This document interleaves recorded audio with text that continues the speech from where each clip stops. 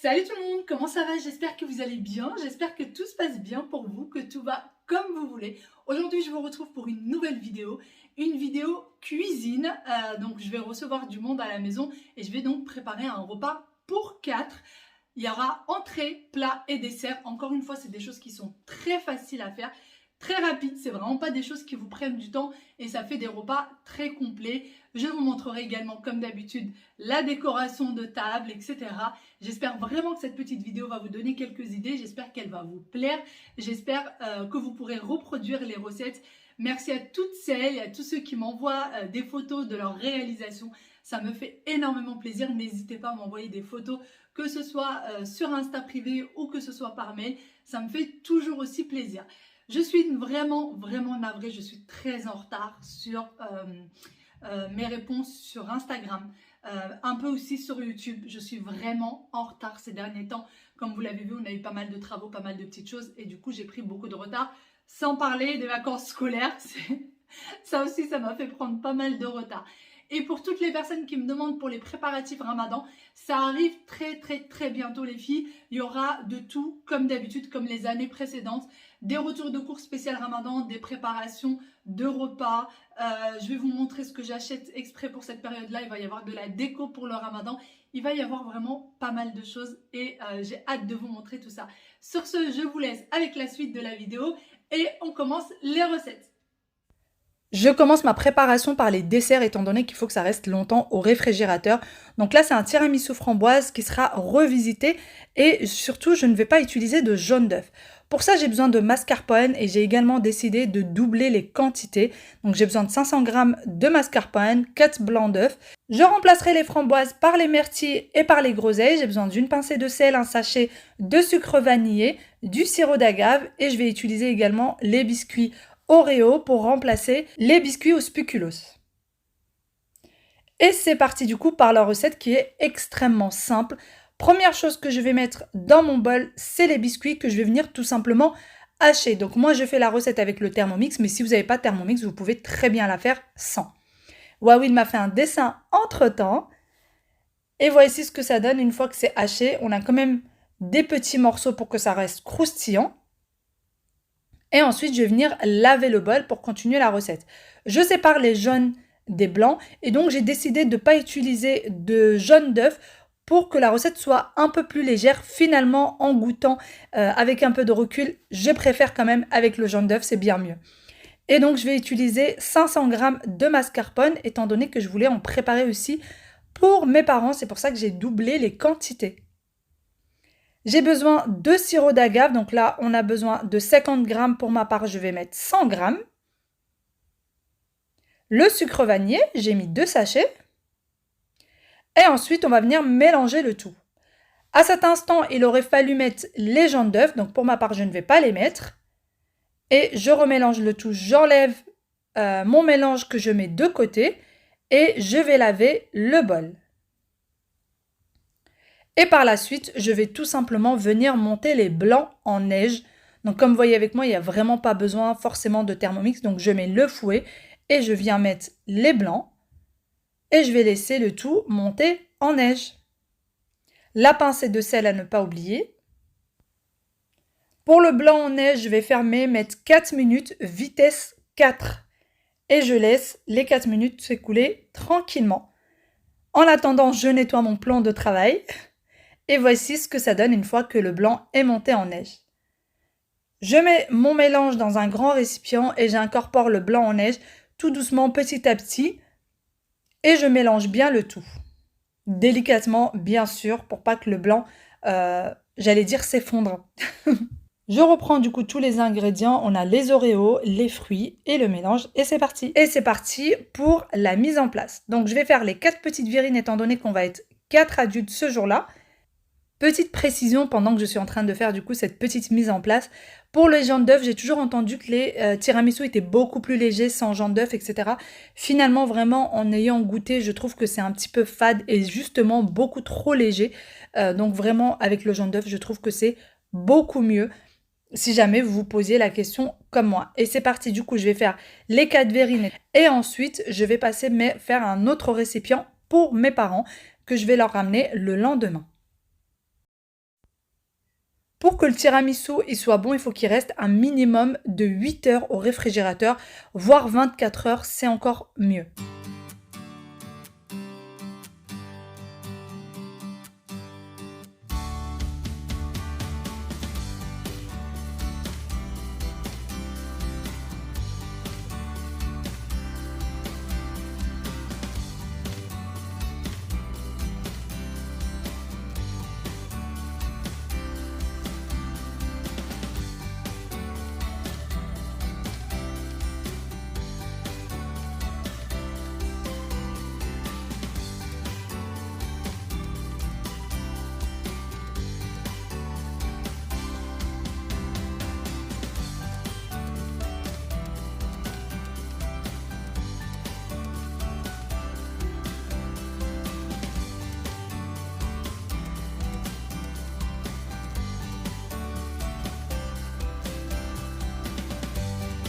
Je mets du film alimentaire du coup sur mes petits bocaux et direction le réfrigérateur pour un maximum de temps.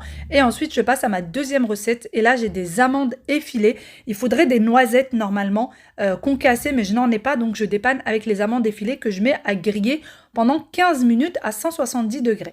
Et voici les ingrédients qu'il va me falloir. Donc, premièrement, on a un petit sablé. D'ailleurs, cette recette est extraordinaire. Je vais préparer un petit sablé. J'ai besoin de 120 g de farine, un sachet de levure chimique, 90 g de beurre demi-sel, 2 œufs, j'ai besoin de 60 g de sucre en poudre et un sachet de sucre vanillé. Et ensuite, on va préparer un caramel beurre salé, mais vous pouvez le remplacer par ce que vous voulez, de la confiture ou quoi que ce soit. Et donc pour ça, on a besoin de 135 g de lait concentré sucré, 30 g de sucre roux, 40 g de beurre demi-sel et 10 g de miel liquide. Et j'ai également besoin de chocolat au lait. Et moi, je n'ai pas de chocolat au lait. Du coup, j'ai mélangé le chocolat noir avec du chocolat blanc, ce qui va me faire du chocolat au lait. Et c'est parti, c'est une recette très très facile. Et c'est une recette qui vient du livre Coco Mix. Donc, je commence ma recette par mettre la farine pour le sablé. Donc, je vais mettre les 120 g de farine. Ensuite, je vais mettre le sachet de levure chimique. Je rajoute ensuite le beurre. Donc le beurre, je le mets en petits morceaux pour qu'il puisse être mélangé plus facilement. Donc je rappelle que le beurre, c'est du beurre demi-sel et on a besoin de 90 g. Ensuite, je rajoute les 2 jaunes d'œufs qui me restait tout simplement du tiramisu. Et j'ai également besoin de sucre en poudre, donc 60 g de sucre en poudre. Et un sachet de sucre vanillé.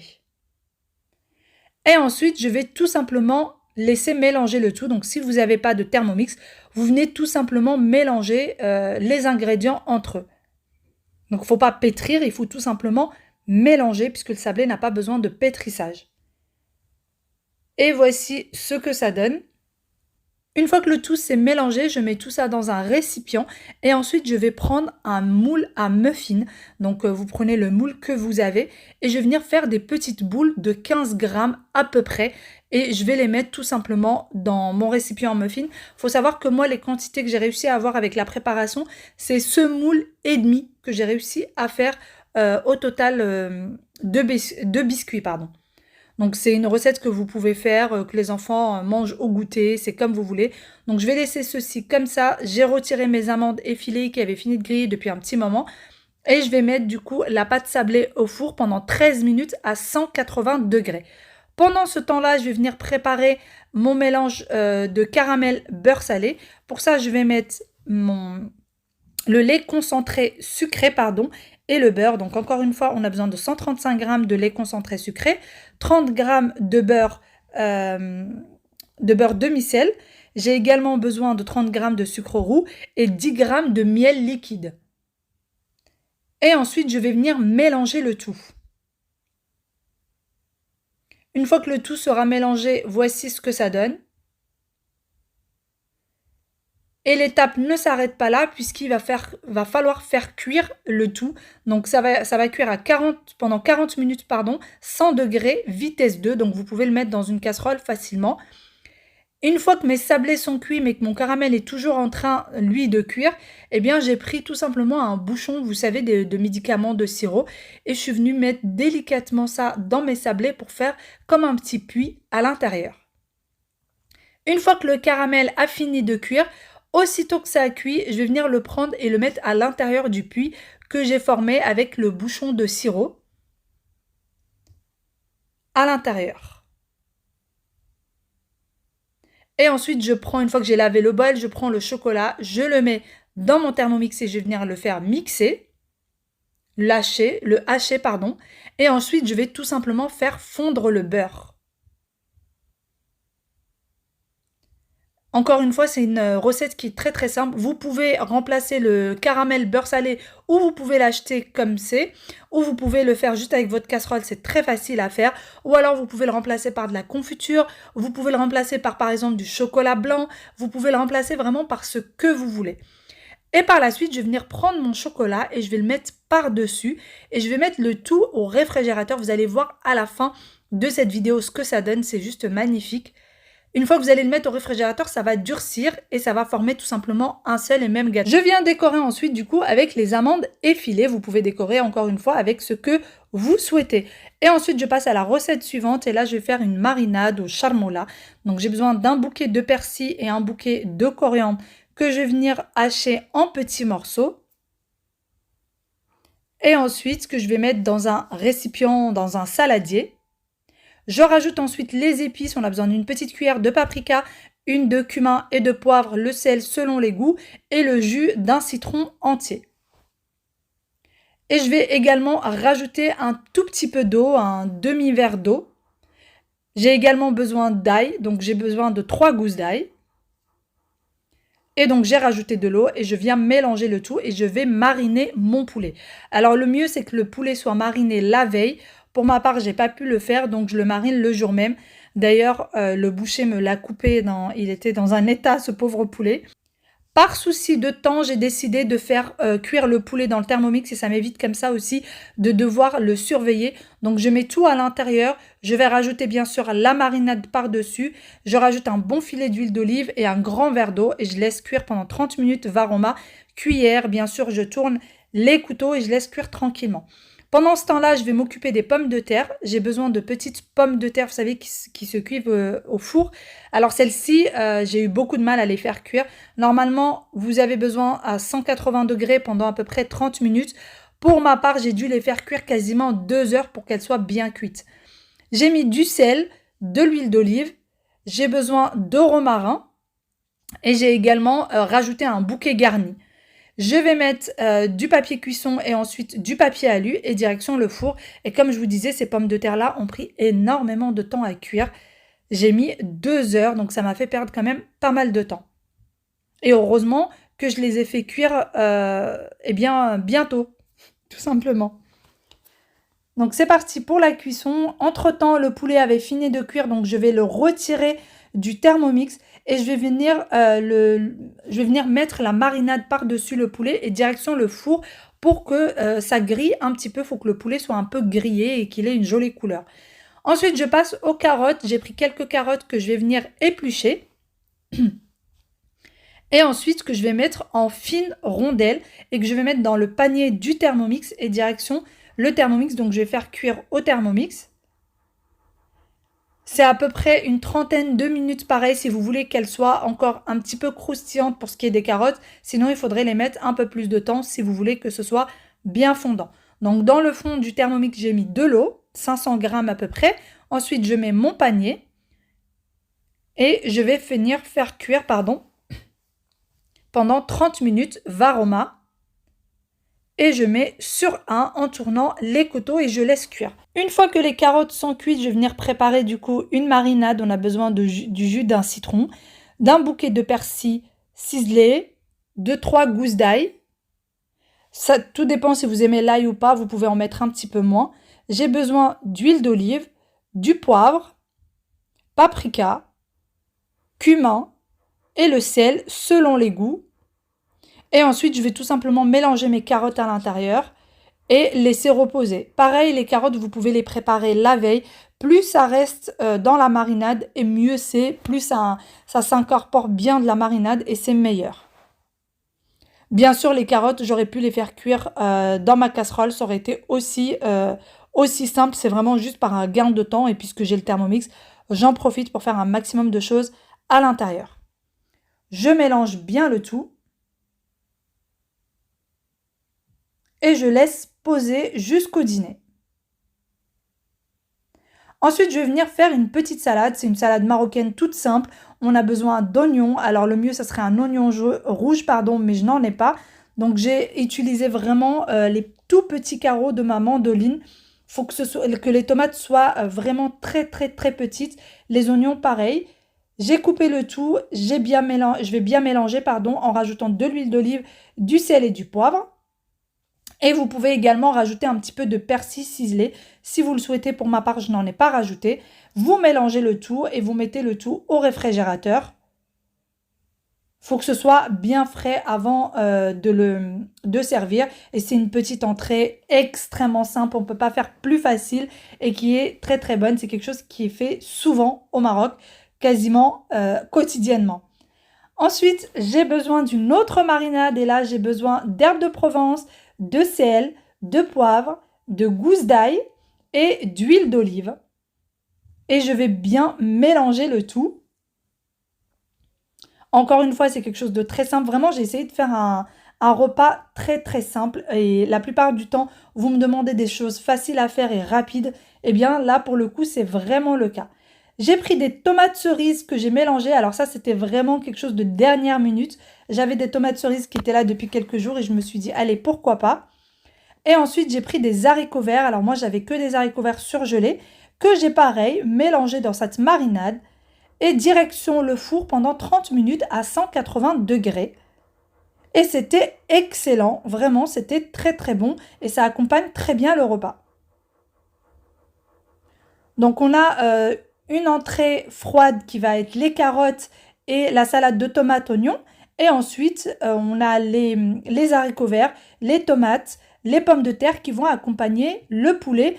Et en plus de ça, ce que j'ai oublié de vous montrer, c'est que la sauce qui était avec le poulet dans le Thermomix, je l'ai mis dans une casserole et je l'ai laissé revenir dans la casserole à feu doux jusqu'à vraiment obtenir une sauce qui soit bien épaisse. Et elle était très très bonne étant donné qu'il y avait pas mal de citron à l'intérieur. C'était bien citronné, c'était excellent. Et bien sûr, comme vous voyez avec moi, je pose ma table. J'essaie de faire une jolie table. Pour ce qui est de la vaisselle, elle vient de chez Action. Les couverts viennent de chez Shein. Et pour ce qui est des rondes serviettes, ça vient de chez AliExpress. Et je continue. Donc, je pose mes entrées froides. Je vais poser directement mon plat. Donc, le poulet qui a bien grillé au four. Les petites pommes de terre qui étaient enfin fondantes après 2 heures de cuisson. Et voici ce que ça donne après avoir posé également les haricots verts et les petites tomates. Les petits plats dans lesquels il y a les haricots verts et les tomates, ça vient de Turquie directement. Et voilà ce que ça donne. C'est un repas très très simple à faire et très rapide. Et j'ai également la marinade du poulet, c'est très important. Quand vous allez poser vos pommes de terre ou votre poulet, vous mettez un peu de marinade par-dessus, c'est ce qu'on a fait et c'était excellent. C'était très très bon.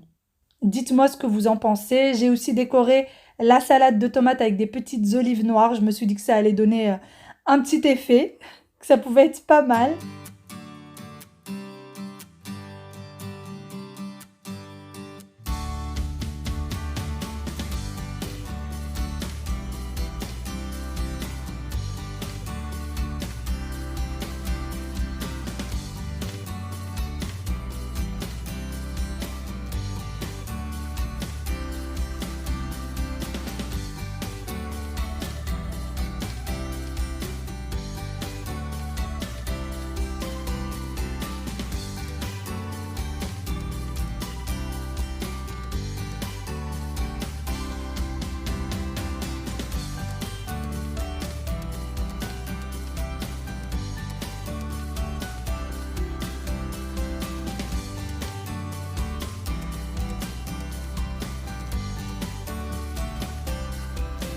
Passons ensuite au dessert après avoir bien mangé.